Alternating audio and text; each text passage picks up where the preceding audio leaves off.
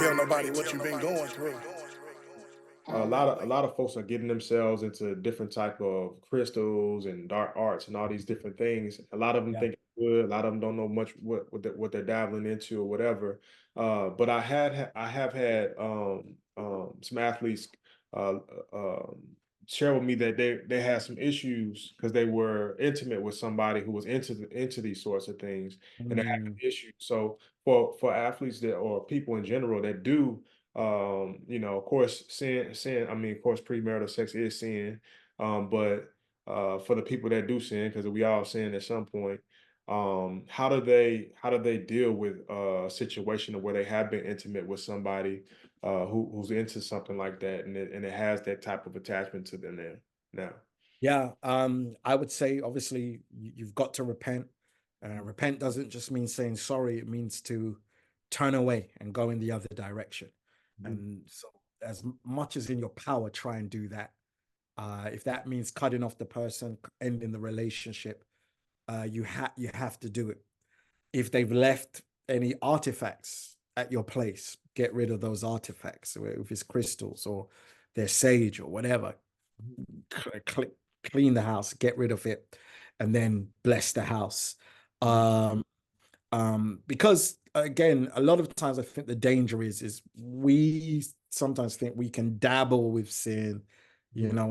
as long as I get a little bit close to the fire, then I won't get burnt. But we know that's a deception of the adversary, Yeah. because sin is never happy with just a little of us. It wants all of us. This is what the Lord told Cain before he killed his brother. He says, "Sin's waiting at your door. It's crouching like a predator, and it desires to have mastery over you, but you should rule over it." So it never just wants a small part. You can never just have a little sin and be okay. So when you're dealing with those things, you have to decide: is my flesh going to win out, and my desires and what I want, or is the will of God going to win out in my life? And as with many things, when it comes to God, it requires that hard decision. You got to cut it off. Yeah. You've got to deny yourself. Otherwise, you just leave the door open. Repenting and denying yourself, cutting it off, applying the blood, praying a blessing, is shutting the door. Staying in that situation is keeping the door open. And if the door's open and things come in, we'll be like, "Oh, but why?" Well, the door's open. So you have to close the door. You have to close the door. There's no easy answer around that. You have to shut the door. And that means sometimes a hard break. That means sometimes get rid of all the stuff that you had from them, and go in the opposite direction. So a good story like that would be like Joseph's life, right? Right. He just ran from Potiphar's wife. Yeah. It got too hot. He just Got up ran. out of there. Yeah, he just ran, left his coat, but ran. And a lot of times as men and young men, we don't think we have to run. Yeah. Yeah. You did mention something. You mentioned artifacts. A lot of people Yeah. not, and most people don't. A lot of people don't know what artifacts are. Yeah. So, can you kind of explain artifacts and why certain artifacts shouldn't be in your place?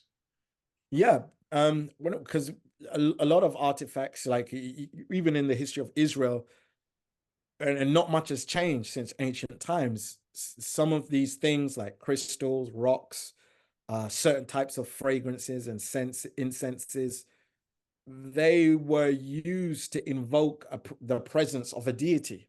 Mhm. They were used to represent a power apart from the Most High God. And so they were seen as things that represented idols. They were seen as things that represented entrance points or connection points to demons. And so um, you've got to be wary of those things and wise of those things. Um, it's like, some things that you see quite regularly when you go to people's houses.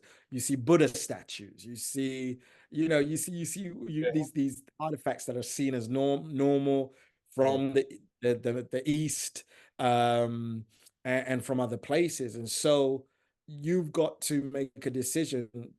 You know, who do I serve? It's like when Josh said, as for me and my house, we're going to serve the Lord.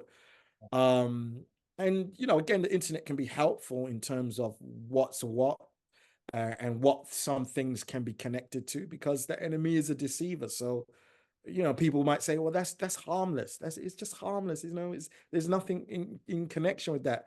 No, you don't want to give the enemy any space in your life, particularly when you're abroad and you're away from family, away from your church. You don't want to give the enemy any space. You don't want to give him any legitimacy to have an entrance point into your house, and into your life. So you get rid of those crystals. You get rid of that sage. You get rid of that Buddha statue or any kind of statue or figurine that, even if you don't not sure what it is, it's probably best. Okay, let me just get rid of it.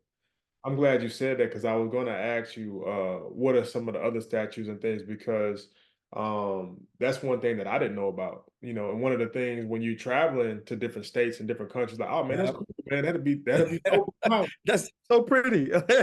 Yeah. You bring it in the house, you like, man, everybody's sick now, man. I gotta throw this. So I'm glad you spoke on that, because that's something that a lot of people don't still don't know.